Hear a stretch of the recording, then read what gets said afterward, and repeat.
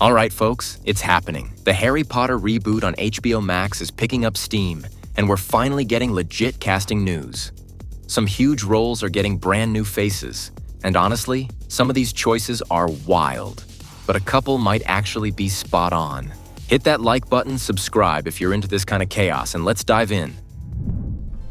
Nick Frost as Hagrid. All right, let's kick this off with the man of the hour. Nick Frost is this close to becoming your new Rubius Hagrid. And honestly, this casting kinda rules. So here's what we know. Frost is reportedly nearing a deal to play Hagrid. Deadline, Variety, all the trades are saying the same thing. HBO's not confirming it yet, because Hollywood loves its cryptic energy. But it's looking locked in. Nick Frost is mostly known for comedic roles. You probably remember him from Shaun of the Dead, Hot Fuzz, The World's End, aka the Cornetto trilogy with Simon Pegg. He's the lovable goof, the funny sidekick, the guy who somehow always brings heart and chaos. But here's the key. He's got range.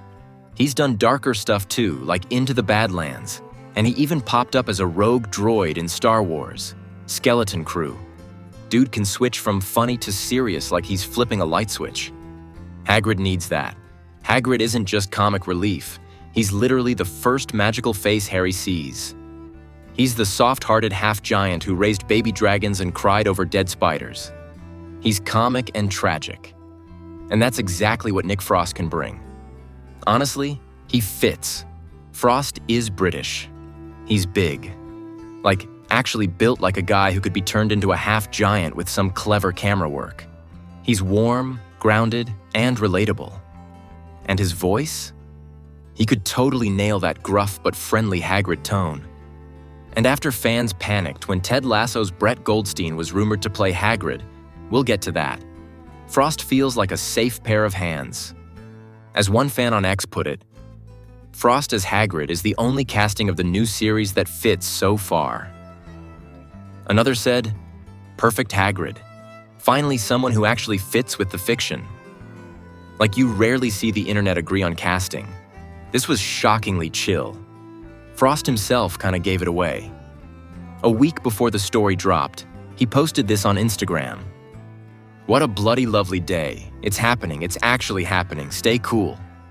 He didn't say what was happening, but fans noticed he started following confirmed cast members like John Lithgow, Dumbledore, and Paapa Essiedu, Snape. Subtle? Not really. One more thing, Hagrid is in every single book. So if Frost signs on, that's a multi-season gig. No cameo, no one-season wonder. He's part of the emotional glue of the entire series. And honestly, if you're gonna reboot something this iconic, at least cast people who can handle the pressure and bring something fresh. Frost's got the energy for it. Let's just hope they don't give him a fake beard that looks like it came from Party City. Don't mess this up. HBO. Paapa Essiedu as Snape. Next up, Severus Snape. The man, the mystery, the meme. Paapa Essiedu has officially been cast as Severus Snape. It's confirmed. No more rumors. And instead of applause, chaos. Internet's on fire. Let's take a step back though. Forget all the noise. Paapa can act. Like really act. He's not trying to imitate Alan Rickman. No one can. He's gonna bring something new to Snape. Something raw, emotionally complex. Which, let's be real, the character needs. Snape isn't a perfect anti-hero. He's a mess. He's bitter, dramatic, a little obsessed. And underneath it all, he's got this deep pain that drives everything he does. That's exactly the kind of layered role Paapa's done before. If you've seen I May Destroy You, you know what I'm talking about. He can make you hate him one second and break your heart the next. That's prime Snape energy. So HBO is swerving in a different direction, and that's probably the smartest move. Paapa isn't gonna copy the original. He'll bring a fresh take. He's young enough to feel more like a bitter, traumatized ex-student who never let go of his teenage angst. Which, let's be real, is Snape. But he's also got this cold, commanding presence that works. If HBO is looking to redefine characters without disrespecting them, Essiedu's casting is a smart gamble. John Lithgow as Dumbledore. Okay, this one had people blinking hard. John Lithgow as Albus Dumbledore? At first it's like, huh? Then you're like, wait, that actually could work. Lithgow is 79, a two-time Oscar nominee, Emmy winner, Tony winner. Guy's done everything. He's been serious, hilarious, menacing, heartwarming. He even played Winston Churchill in The Crown and absolutely crushed it. He told Screen Rant, "It was not an easy decision because it's going to define me for the last chapter of my life, I'm afraid. But I've said yes." So he knows what he's signing up for. Lithgow's got that calm, wise, slightly eccentric energy that Dumbledore needs. He won't be doing magic karate like Gambon's "Did you put your name in the Goblet of Fire" version, but we'll probably get a quieter, more emotional Dumbledore, which could totally work in a long-form series. It's a little weird seeing an American in this role, not gonna lie. But hey, if you can nail the accent and bring gravitas, who cares? Janet McTeer as McGonagall. Professor McGonagall, the queen of side-eyes and sass. This role hasn't been confirmed yet, but Emmy-nominated actress Janet McTeer is in talks, according to Deadline. So who's Janet McTeer? She's a beast on screen, starred in Ozark as Helen Pierce, that terrifying lawyer. And she's got theater chops out the wazoo. Classy, commanding, sharp, all perfect traits for McGonagall. She also starred in Tumbleweeds, Albert Nobes, and a bunch of British dramas you've probably seen without realizing it was her. Does it work? Honestly, yeah. She's not trying to be Maggie Smith. No one can top the OG. But she can bring that no-nonsense, dry humor that makes McGonagall iconic. McGonagall doesn't have a ton of screen time in some of the books, but every scene she's in, she owns it. Janet McTeer has the exact presence to pull that off. And casting her shows that HBO is taking the adult roles seriously. These aren't flashy names. They're respected, talented actors who know how to build a character over time. Ben Barnes as Sirius Black. Okay, real talk. If there's one character in this reboot that fans have been gatekeeping like crazy, it's Sirius Black. Everyone's got their dream cast. Everyone thinks they know who should play him. And now, it looks like HBO might actually be listening for once.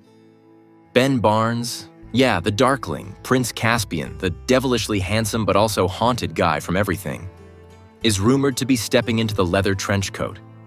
And you know what? It just fits. This rumor's been floating around for years. Literally years. Fans have been editing his face onto Sirius fan art since Tumblr was still a thing. And for once, it seems like a studio is going, hey, you guys might actually be right.